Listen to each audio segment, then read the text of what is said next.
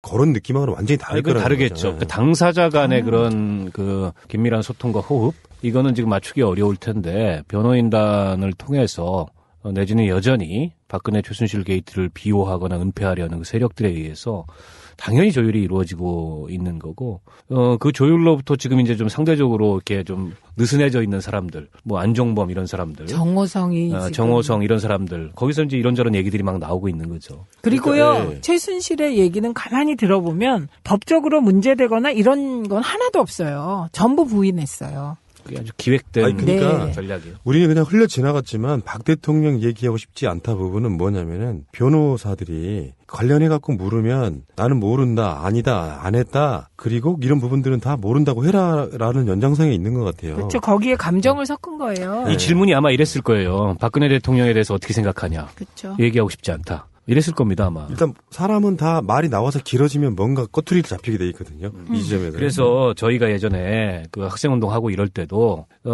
잡히면 검거당하면은 무조건 묵비를 해라. 경찰에서든 검찰에서든 끝까지 묵비하고 그리고 법정 가서 싸워라. 근데 그게 맞는 전략이에요. 그렇죠. 이 경찰이나 검찰의 신문에 응하면 응할수록 특히 이제 시국 사건, 국가보안법 사건 이거는 점점 불리해집니다. 예. 끝까지 묵비하고 법원에 가서 자신의 정당성을 주장하든 뭐 결백을 주장하든 이게 사실은 훨씬 더 좋은 전략인 거죠. 그러니까 의미 있는 말은 정호성, 안종범한테서 나왔어요. 그렇죠. 그럼 정호성 이야기 한번 볼까요? 예, 정호성 얘기는 세월호 참사 당일 앞뒤로 일정이 팍팍하게 있었다, 대통령이. 근데 4월 16일에만 일정이 비어 있었다고 증언한 거예요. 그런데 요 4월 16일이 수요일이잖아요. 그렇죠. 수요일마다 일정이 없었다는 이미 나왔던 거거든요. 그런데 이게 정호성이 증언했다는 게 중요하죠. 그리고 당일 관저에 대통령이 머물렀었는데 자기가 그러니까 정호성이 대통령을 처음 본 게 2시 15분이다. 이렇게 얘기를 했어요. 2시 15분. 이것도 중요한 부분이죠. 그리고 이제 세월호 당일 박 대통령이 관저에 평상시대로 근무했다. 이들은 늘 이 얘기를 하는데 이걸 제가 바꿔서 얘기해야 돼요. 출근 안 한 거예요. 세월호 당일 박 대통령은 관저에서 놀았다. 그렇죠. 예, 그래서 전화 서면은 본 거 봤는지 안 봤는지 모르겠고 전화로 보고하면 그냥 응응했다. 뭐 이 정도 얘기인 것 같고요. 미용사 얘기는 다 나온 바 있고 더 중요한 게 있었죠. 대통령이 누구하고 있었냐 이렇게 물어봤어요. 사생활이라 말할 수 없다. 그 사생활이라 말할 수 없다가 다시 의문을 증폭시키고 있는 거예요, 지금. 그 관련해서 어제 JTBC가 단독 보도를 했는데 4월 14일이 그 수석비서관 회의가 있었고요. 15일이 국무회의가 있었고 그리고 수요일 날은 그래서 오전에 보통 일정을 안 잡는다고 합니다. 월요일, 화요일이 청와대가 가장 일정이 많은 날이기 때문에. 근데 4월 15일 날 국무회의 석상에서 찍은 사진하고 4월 17일 날 진도를 방문해요. 찍은 사진을 대조를 해봤는데 주사바늘 자국이 있습니다. 4월 17일 사진에. 그걸 가지고 성형외과 전문의들한테 다 돌려서 의견을 구해봤는데 리프팅 시술을 한 흔적이다. 라는 게 거의 이 일치된 견해였어요. 그리고 나서 그 이후로도 몇 번.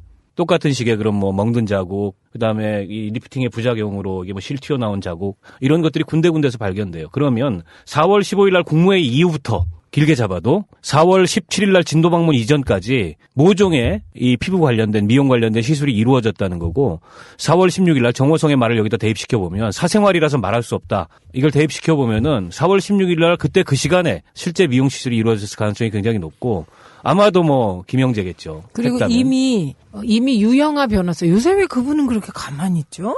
요새 왜 이렇게 사라졌지 유영아 시야에서? 유영아는 탄핵 심판의 대리인이 아니고 네. 특검 그렇죠. 수사 대리인이기 때문에 숨어있군요. 아직은 지금 맹활약의 시기가 안 됐어요. 검찰 수사 시작할 때 그때 이제 맹활약. 근데 유영아가 얘기했어요. 다 얘기하고 여자로서의 사생활을 존중해 달라고. 그리고 그 사생활을 또 입에 올린 사람이 있었어요. 그게 김기춘이에요. 예, 사생활에 대해서 나는 모른다. 그래서 사생활.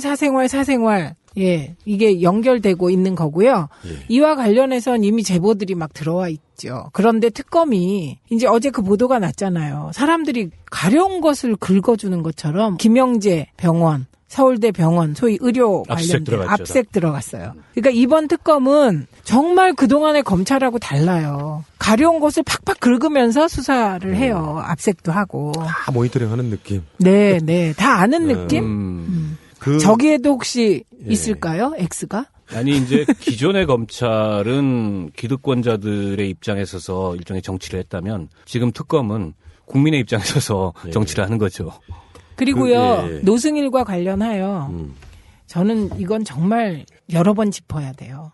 노승일이 지금 폭탄급 발언을 계속하고 있어요. 그래갖고 노승일을 보호하고 노승일 어떻게 하라고 저한테 네. 메시지까지 보낸 분이 계세요. 민주당은 노승일을 보호하기 위한 무슨 특단의 대책이 있냐 이렇게. 최근에 목숨에 위험 느낀다고 강남에서 마주쳤던 사람을 그날 강북으로 올라갔더니 강북에서도 마주쳐가지고 소름 끼쳤다고. 그러니까 감시하는 사람이 있다. 그렇죠. 이 얘기거든요. 예. 그럴 수 있겠죠. 그런데 그 노승일이 그렇게 모든 걸 불게 된 계기가 중요하잖아요. 계기. 최 검사가 아, 예, 맞아요, 예, 맞아요. 최 검사의 진정성.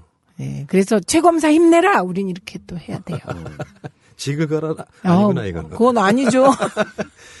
노무현 대통령이요. 직을 걸었던 거죠, 그 양반은. 그쵸, 이미. 무슨 만찬 같은 거를 하실 때 노 대통령이 포도주를 건배를 하면은 본인은 그 포도 주스를 마셨다고 해요. 근데 그 이유가 뭐냐고 물었더니 대통령은 사실 출퇴근 개념이 없다. 우리나라에서 유일하게 24시간 나라를 책임져야 되는 사람이라 술을 그렇게 마실 수가 없다. 그래서 포도주로 위장된 포도 주스를 마셨다 할 정도인데 근무 시간에 그것도 집구석에서 사무실도 출근 안 하고 뭐를 했는지는 모르지만 사생활이라고 말하는 것 자체가 그 하나만으로도 저는 탄핵 사유라고 봐요. 그게 아니, 그러니까 계속 그게 반복되어 온 일이라면 예, 지금 이제 그 정호성의 발언에서 우리가 탄핵 사유를 확실히 발견하는 거예요. 보통 공무원은 늦어도 9시에 출근해요. 6시까지 그냥 콕 근무해요. 네. 그런데 이분은 그날 2시 15분까지 사생활이라고 말할 일을 했다는 거잖아요. 고로 이 말은 공무를 안 받다는 거잖아요. 혹시 두 분은 그 이야기 들어보셨어요? 그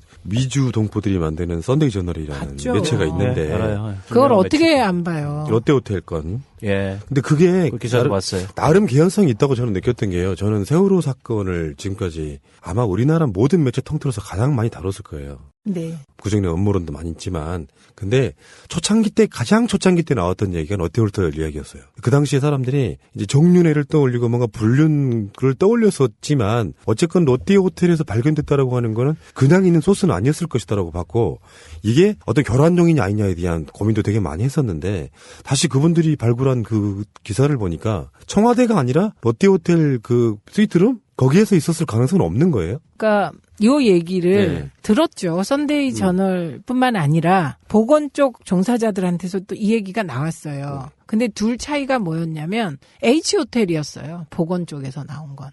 H호텔. 어디를 말하는 거예요? 힐튼 호텔 혹은 하얏트 호텔. 그 주변에 두 개더라고요. 남산에. 예.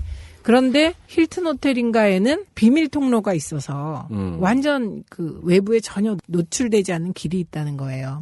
그런데 사실은 이제 이게 경호실을 못 믿으니까 우리가 지금 대통령이 암행을 해도 같이 가야 될 두 사람이 있어요, 경호실에. 그런데 그분들을 못 믿으니까 그 증언을 믿을 수가 없는 거잖아요, 우리가. 대통령 그렇죠. 경호실을. 그런데 일반적으로 생각하면 그때 나갔다 들어오는 건 불가능한 거예요. 정상 경호를 하면. 예, 그런데 암행 경호를 할 때 가능한 거죠. 그러니까 이런 거잖아요. 11시 2분에 MBC가 오보를 내잖아요. 1분, 2분 그때 그게 전원구조 오보가 나오니까 사고가 났다니까 시술을 안 하려다가 전원구조 오보가 나니까 시술에 들어갔다. 지금 그 얘기예요. 요 얘기도 개연성이 있는 거죠. 그치. 예. 그런데 이미 시술을 하고는 그건 어떻게 할 수가 없잖아요. 그리고 다시 들어와서 정호성이 봤을 땐 매우 피곤해 보였죠. 이런 추론이 가능하다고 생각해요. 네. 그러니까 대충 얼개는 나온 것 같아요. 근데 사실 우리가 지금 망각하고 있는 게 어떤 호기심 때문에 그런 거지 수도 있는데 진짜 핵심은 뭘 했냐가 중요한 게 아니잖아요. 일 안 한 거요. 뭘 안 한 게 안 한 게 문제지. 중요한 거잖아요. 이 그거는 사건은. 이미 나와 있는 거고, 그건 이미 직무유기고, 그 있을 수 없는 걸로 나와 있는 건데, 이 중요한 건 두 가지 사실이 더 나오는 거예요. 하나는 2014년 4월 16일에만 그런 게 아니었다는 거예요. 그렇죠. 네. 처음에는 회의도 자주 잡고 그랬는데 대통령 되고 점점 시간이 지나면서 회의가 줄어요. 진짜 놀았죠. 네, 그래서 맞아. 지금은 아주 공인되게 놀고 계시고 월급 받고 예. 드라마도 실컷 아, 보시는 게 월급도 나갑니까? 아니냐. 탄핵당하면? 그럼요. 아, 열받네. 공무만 정지되는 거예요. 신분이 유지되니까. 예. 그리고 그거 하나. 그다음에 또 하나는 만약에 그때 시술을 했다면 이거는 뭐 국민정서법상 국민분노법으로 전환되는 거죠. 아니, 국민정서법, 분노법뿐만 아. 아니라 어찌됐건 이게 이제 생명권 침해를 다루는 문제잖아요. 네. 헌법재판소에서는. 결국은 부작위에 의한 생명권 침해, 마땅히 그런 국가적 재난의 앞에서 대통령이 적극적인 구조활동을 해야 되고 그걸 지시했어야 마땅한데 그걸 안 하고 그 시간에 뭐 피부 미용술을 받았다든가 내지는 공무가 아닌 이런 걸 했다면은 이건 바로 탄핵 사유하고 연결되는 거기 때문에 지금 특검의 그 7시간 행방에 대한 이 추적 수사 이게 굉장히 사실은 중요하고 지금 바짝 그 실체에 다가서고 있는 그런 상황이 아닌가 싶어요. 예. 자, 이야기 해도 정말 시간적인 공간이 되게 부족한 그런 느낌이고요. 자, 다음 방송에서 뵙겠습니다. 고맙습니다. 고맙습니다. 그런 느낌하고는 완전히 다를 거라는 다르겠죠. 거죠. 당사자 간의 그런 그 긴밀한 소통과 호흡 이거는 지금 맞추기 어려울 텐데 변호인단을 통해서 내지는 여전히 박근혜 최순실 게이트를 비호하거나 은폐하려는 그 세력들에 의해서 당연히 조율이 이루어지고 있는 거고, 그 조율로부터 지금 이제 좀 상대적으로 이렇게 좀 느슨해져 있는 사람들, 뭐 안종범 이런 사람들. 정호성이. 정호성 이런 사람들. 거기서 이제 이런저런 얘기들이 막 나오고 있는 거죠. 그리고요, 그러니까, 예. 최순실의 얘기는 가만히 들어보면 법적으로 문제되거나 이런 건 하나도 없어요. 전부 부인했어요. 그게 아주 기획된 아니, 그러니까 네. 전략이에요. 우리는 그냥 흘려 지나갔지만 박 대통령 얘기하고 싶지 않다 부분은 뭐냐면은 변호사들이 관련해갖고 물으면 나는 모른다, 아니다, 안 했다, 그리고 이런 부분들은 다 모른다고 해라라는 연장선에 있는 것 같아요. 그렇죠. 거기에 감정을 섞은 거예요. 이 질문이 아마 이랬을 거예요. 박근혜 대통령에 대해서 어떻게 생각하냐. 그렇죠. 얘기하고 싶지 않다. 이랬을 겁니다, 아마. 일단 사람은 다 말이 나와서 길어지면 뭔가 꼬투리를 잡히게 돼 있거든요. 이 지점에서. 그래서 저희가 예전에 그 학생운동 하고 이럴 때도 잡히면 검거당하면은 무조건 묵비를 해라. 경찰에서든 검찰에서든 끝까지 묵비하고 그리고 법정 가서 싸워라. 근데 그게 맞는 전략이에요. 그렇죠. 이 경찰이나 검찰의 신문에 응하면 응할수록 특히 이제 시국 사건, 국가보안법 사건 이거는 점점 불리해집니다.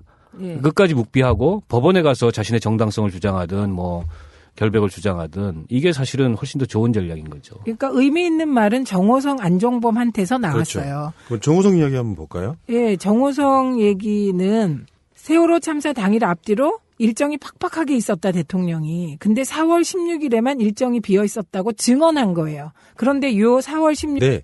초창기 때, 가장 초창기 때 나왔던 얘기가 롯데홀터 이야기였어요. 그 당시에 사람들이 이제 정윤회를 떠올리고 뭔가 불륜을 떠올렸었지만 어쨌건 롯데호텔에서 발견됐다라고 하는 거는 그냥 있는 소스는 아니었을 것이다라고 봤고 이게 어떤 결혼종이냐 아니냐에 대한 고민도 되게 많이 했었는데 다시 그분들이 발굴한 그 기사를 보니까 청와대가 아니라 롯데호텔 그 스위트룸? 거기에서 있었을 가능성은 없는 거예요? 그러니까 요 얘기를 네. 들었죠. 선데이 저널뿐만 아니라 보건 쪽 종사자들한테서 또 이 얘기가 나왔어요. 근데 둘 차이가 뭐였냐면 H호텔이었어요. 보건 쪽에서 나온 건. H호텔. 어디를 말하는 거예요? 힐튼 호텔 혹은 하얏트 호텔. 그 주변에 두 개더라고요. 남산에. 예. 그런데 힐튼 호텔인가에는 비밀 통로가 있어서 완전 그 외부에 전혀 노출되지 않는 길이 있다는 거예요.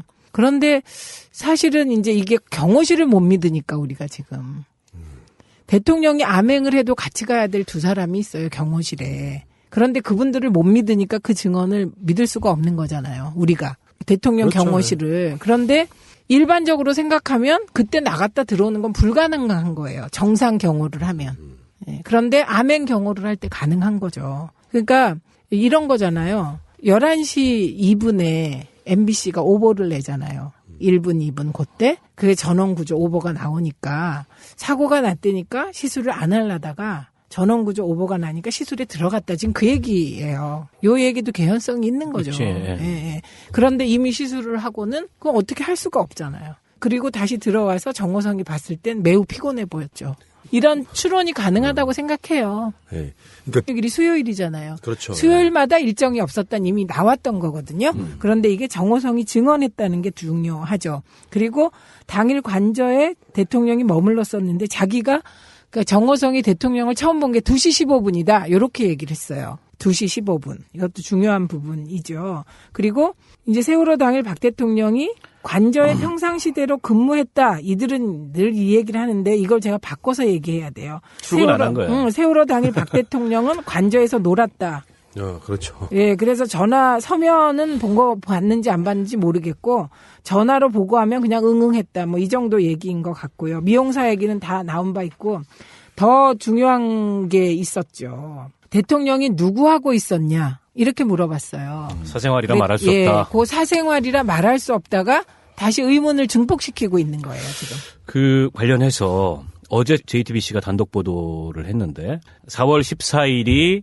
그 수석비서관 회의가 있었고요. 15일이 국무회의가 있었고 그리고 수요일 날은 그래서 오전에 보통 일정을 안 잡는다고 합니다. 월요일, 화요일이 청와대가 가장 일정이 많은 날이기 때문에. 근데 4월 15일 날 국무회의 석상에서 찍은 사진하고 4월 17일 날 진도를 방문해요. 찍은 사진을 대조를 해봤는데 주사바늘 자국이 있습니다. 4월 17일 사진에. 그걸 가지고 성형외과 전문의들한테 다 돌려서 의견을 구해봤는데 리프팅 시술을 한 흔적이다. 라는 게 거의 이 일치된 견해였어요. 그리고 나서 그 이후로도 몇 번. 똑같은 식의 그런 뭐 멍든 자국, 그 다음에 이 리프팅의 부작용으로 이게 뭐 실 튀어나온 자국, 이런 것들이 군데군데서 발견돼요. 그러면 4월 15일 날 국무회의 이후부터 길게 잡아도 4월 17일 날 진도 방문 이전까지 모종의 이 피부 관련된 미용 관련된 시술이 이루어졌다는 거고. 강남에서 마주쳤던 사람을 그날 강북으로 올라갔더니 강북에서도 마주쳐가지고 소름 끼쳤다고. 그러니까 감시하는 사람이 있다. 그렇죠. 이 얘기거든요. 예. 그럴 수 있겠죠. 그런데 그 노승일이 그렇게 모든 걸 불게 된 계기가 중요하잖아요. 계기. 최 검사가 예, 맞아요, 맞아요. 최 검사의 진정성. 예, 그래서 최 검사 힘내라. 우린 이렇게 또 해야 돼요. 직을 걸어라. 아니구나, 이건. 그건 아니죠.